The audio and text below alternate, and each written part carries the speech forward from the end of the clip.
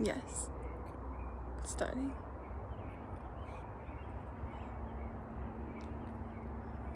Alright, peace, blessings, and wholeness. Farmer John. June 2nd, 2025. We just harvested the third round of garlic scapes. I did the 2 first rounds by myself. I had my love help me with the third round. So now that all of the scapes have been harvested, it's basically a waiting game.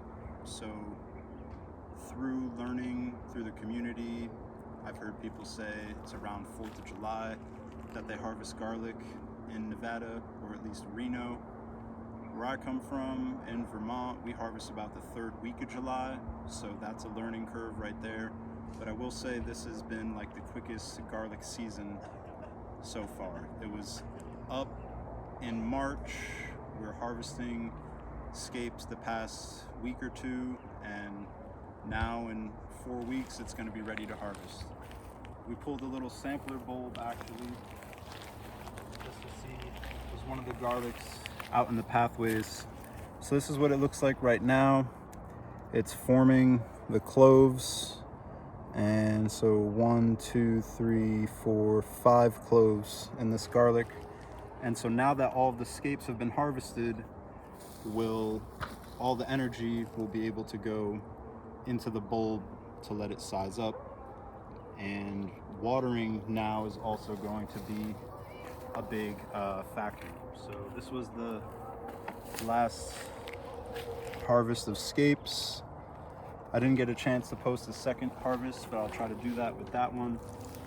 And there was the squash plants that got planted at the beginning of each pathway. This is what's left of that squash plant. So it's it's obviously sad when we put all that time and energy into starting those plants for weeks at a time. These were growing in the house for like 4 weeks. Hardened them off the best that we could. And this one's doing a little bit better over here. But it's just, we had our last cold day, and then the past week has just been in the 80s and 90s. And the week looking forward is also supposed to be in the 80s, 85s, the upper 80s and lower 90s. So we're gonna water now that we've harvested all the scapes. This one has a flower, 2 flowers actually. These are the spaghetti squash.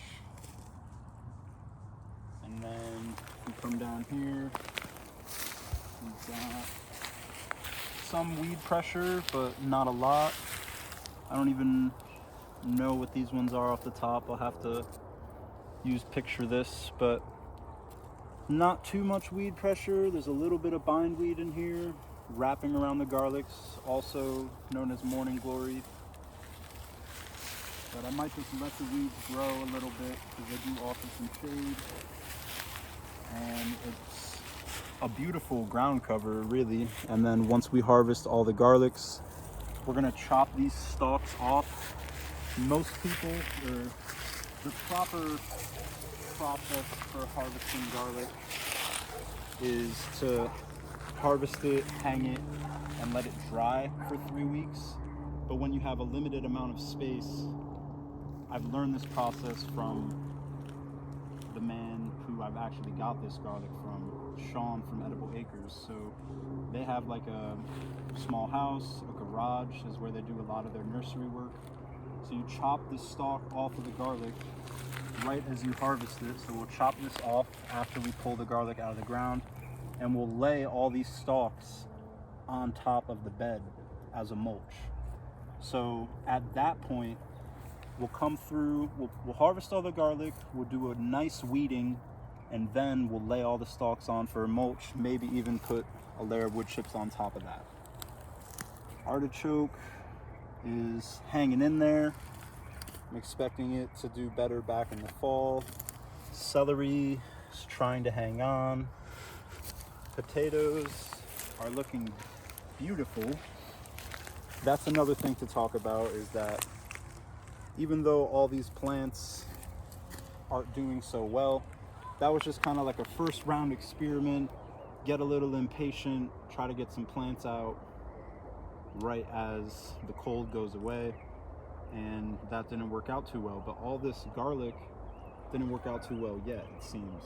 All this garlic's gonna come out, and we're gonna plant kale, Swiss chard, mustard greens, potentially some potatoes, fall potatoes, because they look like they're doing so well. We also have a whole bunch of sweet potato slips that we've been starting, and I haven't documented that this year, but there's a whole sweet potato playlist that you can go check out and learn about all that.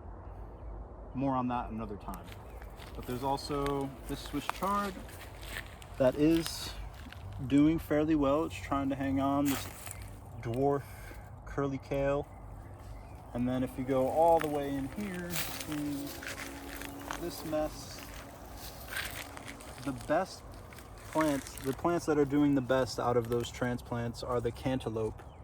They're liking this little shade zone over here, and they're also loving that heat. So the dumpster Brussels sprouts are doing amazing, and that's really cool to see. Some more Swiss chard hanging on, Brussels sprouts, and then just kind of a free bed here, whatever. Oh, the kale got completely eaten up, like something like this. This Brussels, so it's just amazing to see. This one, unhealthy plant, it's able to be attacked by pests. These ones, healthier plants. So it's not the soil, it's the plant. Well, it's both. I'm losing my train of thought on that. It's the bricks. It's been a long day. So yeah, would like to make more time to get here, but we're doing what we can with the time that we have. And then these other squash plants are kind of want to put on flowers, but they're tapping out and also getting fried. So the no irrigation test is but then we also got fun things like a black California black walnut. There's probably like 10 to 15 out of the 100 seeds that I planted. So that has to do with not winter watering, which I wasn't really educated on, that you need to do out here in the desert.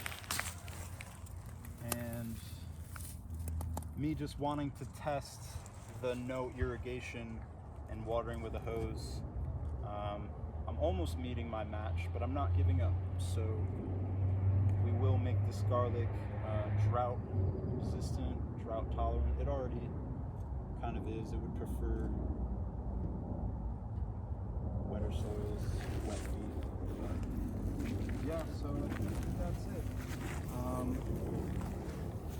So yeah, now it's just basically a waiting game, watching all these plants and the trees that we just went through, making sure the weed pressure doesn't take over too much. If it does, we'll start to intervene at some point. But just, yeah, 4 weeks, all this garlic's gonna come out. We'll get it in some milk crates. I'll be starting the new round of plants here sometime soon. And that's the update for June 2nd. So peace, blessings, wholeness. Let me know if you got any ideas, comments, questions. Leave a like if you feel called to. Consider subscribing to help grow the channel, because that helps the word get out about this farm and helps us all learn together, trying to create a nice community here. We could all learn how to grow some food, maybe make some income off of it for our families, preserve, all that good stuff. See you on the next one.